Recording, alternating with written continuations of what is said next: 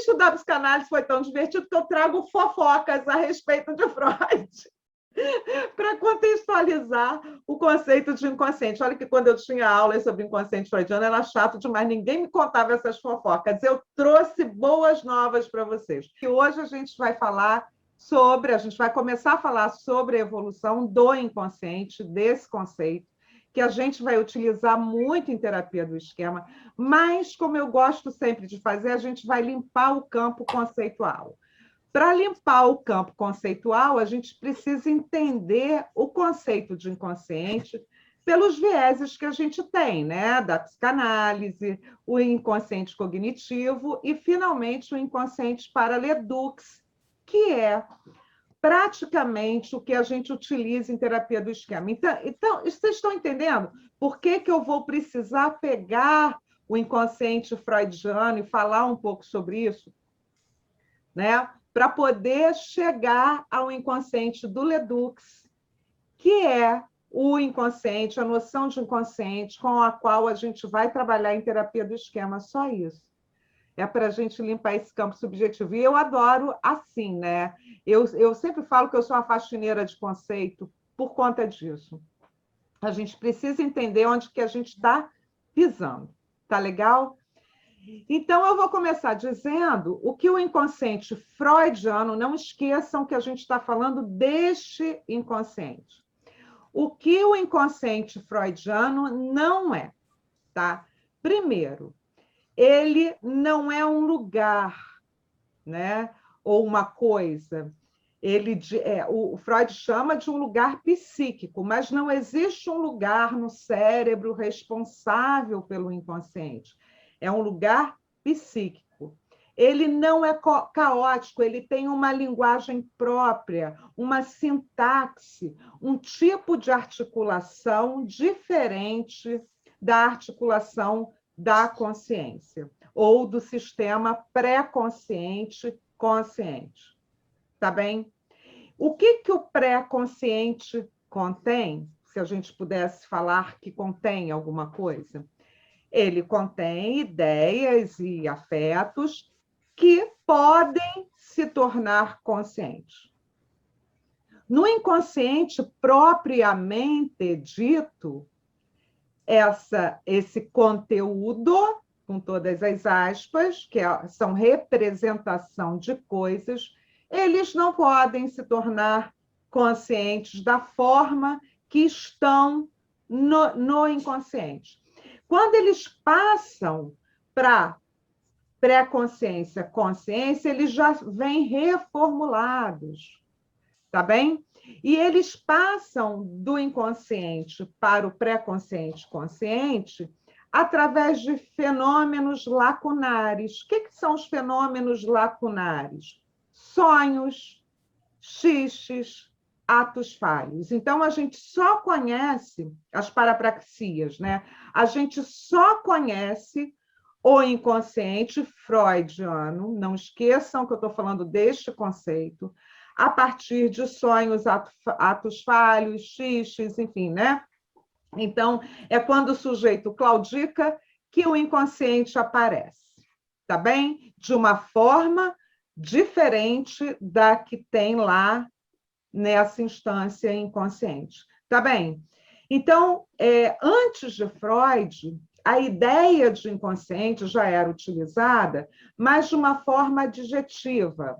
Existe algo que é inconsciente, não havia um conceito estruturado. Então, quem inventa e não descobre, né? Porque o inconsciente não estava lá e Freud descobriu o inconsciente, quem inventa, quem estrutura o conceito de inconsciente pela primeira vez é Freud. De forma ousada, né? Freud queria ser reconhecido como um grande cientista, e ele foi bem-sucedido nisso, muito bem-sucedido, porque diversas questões que ele formulou não são negadas pela neurociência hoje. Algumas outras sim, hoje vocês vão saber de fofocas sobre Freud, inclusive, para entender o clima científico que ele vivia, né? E entender por que ele falava tanto de complexo de Édipo e tal. Então, o conceito de inconsciente é a pedra angular da teoria psicanalítica. Não tem outra coisa mais importante na teoria psicanalítica, né, senão o conceito de inconsciente. É a partir daí que Freud dá o pontapé inicial para falar de tudo. Recalque, sintoma, neurose, psicose, perversão. É a partir do inconsciente. Tá bem? Então, é do inconsciente que partem os sintomas para Freud. Tá bem? Então, a ideia central é que, para que esses conteúdos, que são representação de coisas, cheguem à consciência, é preciso um embate, resistências, e o sujeito se faz a partir dessa clivagem, né, entre as instâncias inconsciente e pré-consciente, consciente. Tá bem? O sujeito ele só é sujeito quando, em determinado momento da sua infância, da sua existência, há uma clivagem. Isso pode, isso não pode. Tá bem? As estruturas mentais, segundo a teoria freudiana, não vêm formadas. O bebê já nasce com inconsciente, pré-consciente, consciente. Isso se dá a partir de algo que não pode. Isso não pode ser trazido à consciência. Então, esse conteúdo, que são representação de coisas, vai ficar nesse nível inconsciente, tá bem? Não se preocupem se vocês não entenderem uma questão ou outra, depois a gente pode retomar. Não se preocupem muito com isso, entendam a ideia de uma forma ampla, tá? Então, o inconsciente, afinal, é um lugar psíquico com conteúdos, mecanismos e energias específicas, que não são energias que tem na consciência, tá? E a gente só consegue acesso através dessas manifestações no consciente, que são os fenômenos lacunares. Sonhos. Por isso que é esquisito. Quando a gente está sonhando, a gente ainda está numa lógica inconsciente, por isso que fica muito sem pé nem cabeça. Vocês sabem o que é ato falho? Eu não falei o que é ato falho, porque eu estou supondo que vocês entendam o que é ato falho, né? É quando a gente erra uma palavra, é quando a gente diz uma coisa no lugar da outra. Isso, dentro da teoria freudiana, é como se a gente quisesse dizer o não dito. Como se a gente estivesse expressando desejos que estão lá no inconsciente. Os xixes são brincadeiras, são coisas que a gente diz em tom de brincadeira, que é uma forma de você amenizar aquela coisa proibida, que está lá como conteúdo inconsciente. Então, nesse núcleo do inconsciente, estão conteúdos inatos, filogenéticos. Olha que Freud também fala de filogênese, assim como Leduc, né? Conteúdos inatos, filogenéticos, que só podem ser conhecidos se forem transcritos de modo modificado pela sintaxe, ou seja, pela organização da consciência, pré-consciência, consciência, tá bem? Então, não há uma ordem diferente no inconsciente. Quando ele passa para o pré-consciente, ele passa para uma dinâmica específica, tá? Então, o conteúdo do inconsciente são fragmentos de reproduções antigas de várias percepções de todos os nossos sentidos, desde que a gente nasce, quiçá desde antes do nosso nascimento, além de um saber trazido geneticamente pelos nossos ancestrais. É aí que está o núcleo do nosso inconsciente e que se expressa através desses fenômenos lacunares que eu disse para vocês. Então, pode ser considerado o inconsciente freudiano como a sede das nossas emoções, como o inconsciente como parte desse inconsciente emocional que o Leduc vai montar e que a gente vai falar disso, né? Eu estou falando do inconsciente freudiano para a gente utilizar esses saberes para entender o inconsciente no Leduc, tá bem? Existem 3 formas de se falar do inconsciente na teoria freudiana. O inconsciente descritivo. E o que quer dizer o inconsciente descritivo? É o fato psíquico, mesmo não estando presente na consciência ou não sendo percebido conscientemente, continua lá na vida mental, tá bem? É dessa forma que a gente vai considerar um inconsciente descritivo. Ele existe e, mesmo não sendo percebido, está lá fazendo o sujeito falhar. O inconsciente dinâmico, na teoria freudiana, diz respeito, olha aí, porque quando as pessoas vão falar do inconsciente do Leduc ou para a terapia do esquema e o inconsciente do Freud, vão falar dessa diferença entre o inconsciente dinâmico e o inconsciente cognitivo, tá? O inconsciente dinâmico são os pensamentos e representações que, apesar da sua intensidade e capacidade de ação eficiente, permanecem afastados da consciência. O inconsciente dinâmico, ele tem a ver com a briga de foice entre a pré-consciência e o inconsciente. É aquela força, né, que o recalque faz para que as questões do inconsciente não cheguem à consciência, tá? E aí o Leduc se diz isso, né? Nesse sentido dinâmico freudiano, o inconsciente parece que é um local malévolo, obscuro, onde memórias de cunho emocional e principalmente de cunho sexual são encarregadas de tarefas mais torpes. Por isso que eu digo, como ser psicanalista ainda ficar presa a esse conceito freudiano se tanta água já passou embaixo da ponte? Se tanta água já passou embaixo da ponte, sabe? Porque o Freud vai falar de desejo sexual pela mãe, e aí vocês vão entender por quê. Porque eu vou, como uma boa fifi, contar para vocês... Gente, eu acho que eu perdi meu cordão. Ah, não, está aqui. Contar para vocês por que isso se deu. Né? Por que Freud... Porque, gente, às vezes um charuto, como ele mesmo diz, é só um charuto. Às vezes um charuto é só um charuto. E essa clivagem primeira, né, esse primeiro recalque, não se dá porque o menino deseja a mãe. Essa história do complexo de Édipo é uma questão muito pessoal freudiana. E aí eu volto a dizer como é fundamental a gente entender os conceitos dentro de um contexto histórico.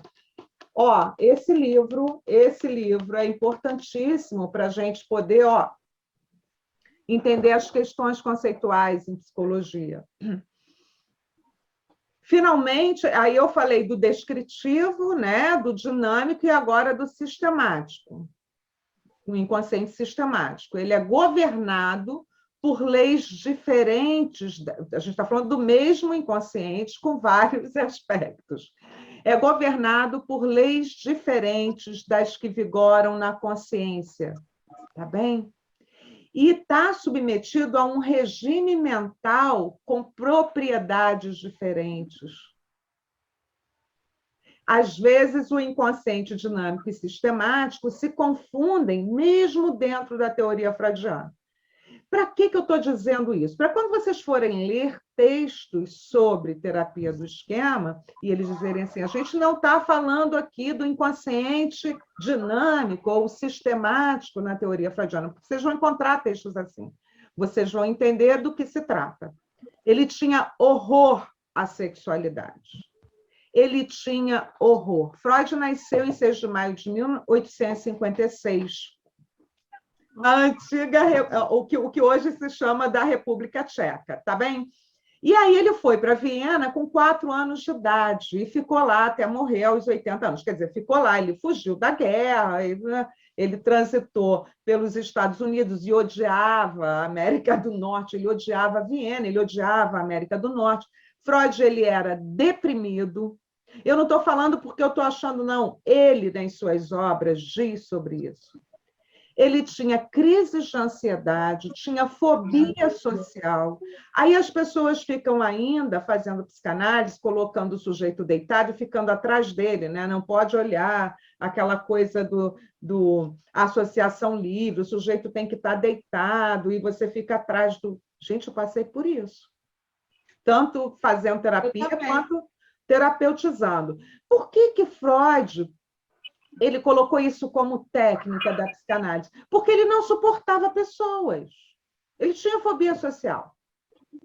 O pai de Freud era extremamente severo e autoritário. Ele era um pai abusivo. E a mãe, em contrapartida, era carinhosa e amorosa. O medo do pai e a atração sexual que Freud sentia pela mãe e pelas suas irmãs fez com que ele desenvolvesse a teoria do complexo de Édipo. Por que é importante a gente entender? Para a gente não cair em terapia do esquema, interpretoses. Ah, porque... Cara, isso era uma questão do Freud, e ele mesmo diz isso. A psicanálise, ela foi pautada nas minhas questões da infância. Nem todo menino tem desejo sexual pela mãe. Ele estava tentando fazer a psicanálise, psicoanálise, uma ciência, né? Então, é óbvio, aí ele faz ele monta, né, um conceito para dizer, olha, todo menino tem desejo sexual pela mãe, tá. Isso. As questões são muito... Quando a gente pega agora a terapia do esquema, a gente percebe que a nossa clivagem, que as nossas questões não estão só ali no nosso pai e na nossa mãe. Não, ela é estendida para os nossos irmãos, para os nossos colegas de escola, para os nossos professores. Entendem como é importante sacar o que é o inconsciente freudiano e sacar a diferença do que a gente está trabalhando atualmente? É muito diferente. E por que a gente pode ser direto, estar aqui tete a tete com o nosso paciente, tranquilamente, sendo de pessoa para pessoa? Todos os grandes, né? O Jung, por exemplo, que foi um discípulo do Freud, o Freud tratava o Jung como um filho, a pessoa que ia herdar a psicanálise, Adler, enfim, diversos outros autores importantes. Por que eles abriram com Freud? Porque tudo estava vinculado ao sexo. Então, ele era extremamente comprometido sexualmente. Então...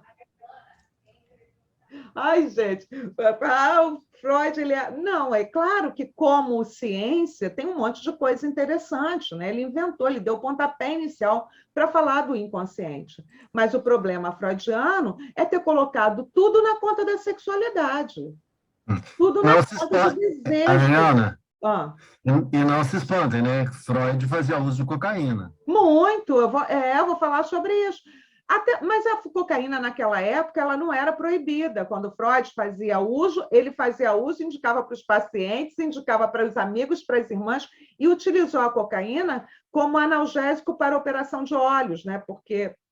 Então, assim, o uso medicinal da cocaína até determinado momento, mas aí depois se percebeu os efeitos colaterais, e Freud ficou até muito envergonhado depois de ter mandado todo mundo cheirar para poder ficar melhor, inclusive para depressão, era para tudo. Para Freud, a cocaína era a panaceia, né, Ricardo? Era a panaceia, era o melhor remédio.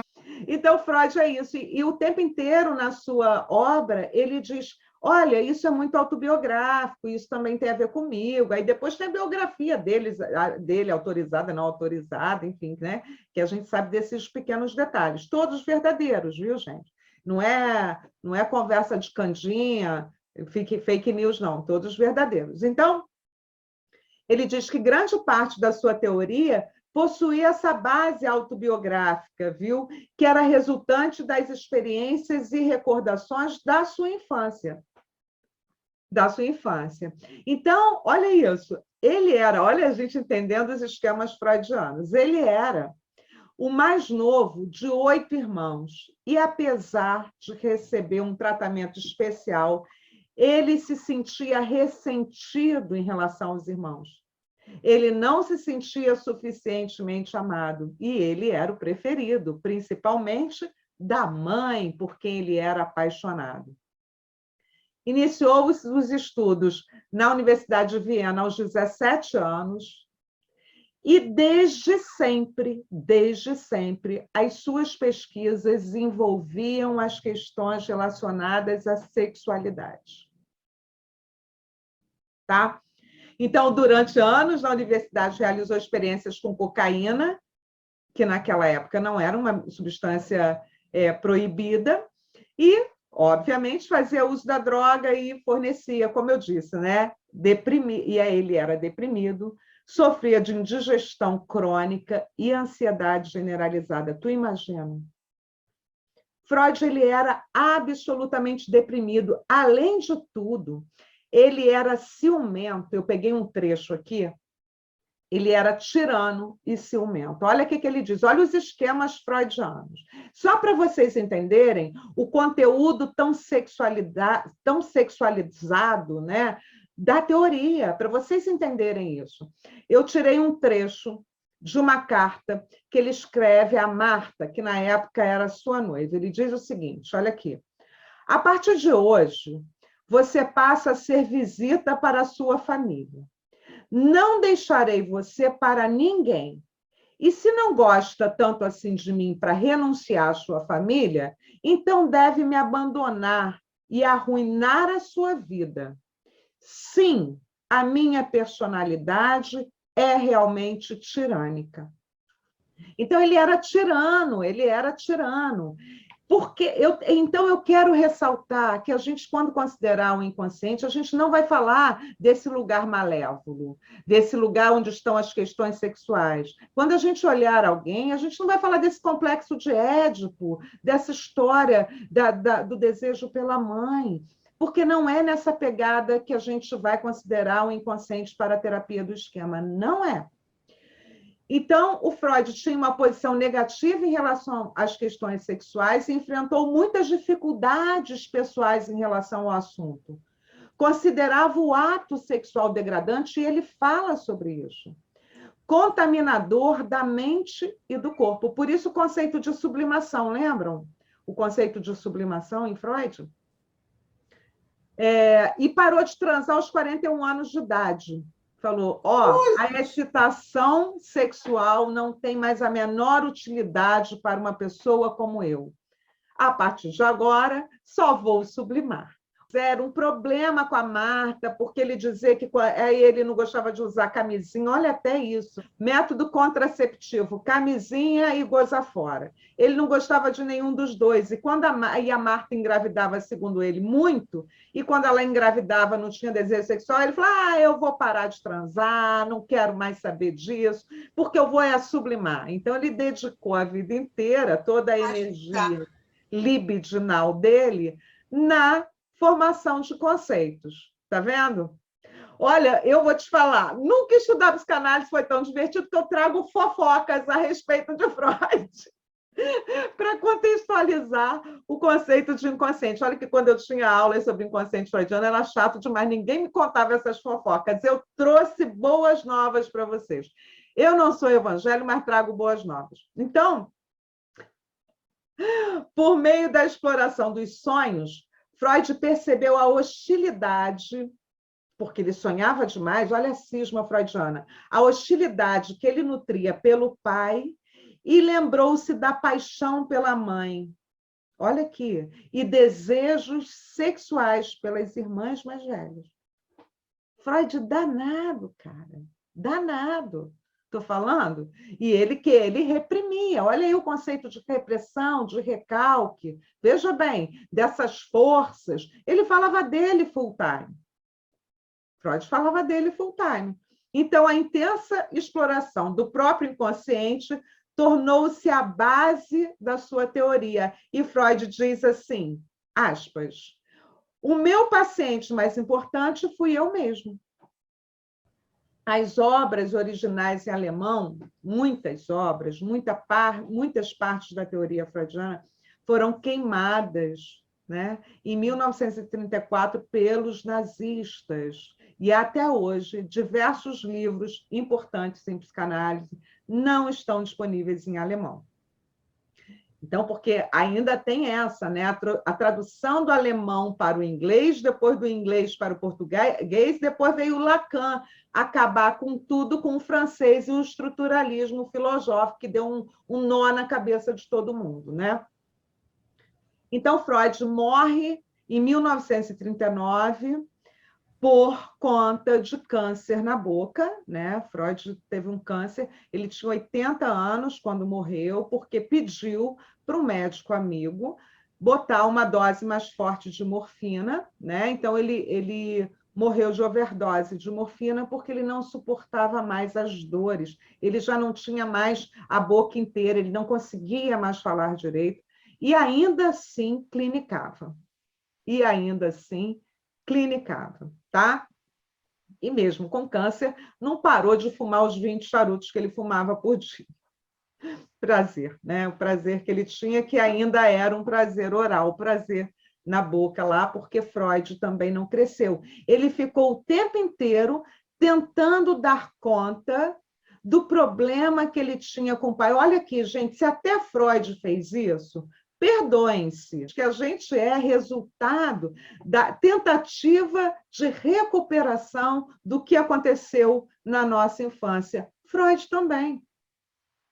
E olha aí o que ele fez, olha que bacana que Freud conseguiu fazer. Então, a gente também pode, se Freud pôde, a gente também pode fazer, obviamente, no nosso nível, dentro do nosso contexto, mas ele também foi uma tentativa de recuperação dos traumas que ele sofreu na infância. E aí criou o conceito de inconsciente dessa forma, do inconsciente como sendo um lugar de conteúdo obscuros, malévolos, né? E a instância pré-consciente consciente seria a instância de batalha, né? Para que esses conteúdos horrorosos não chegassem à nossa vida, à nossa percepção consciente.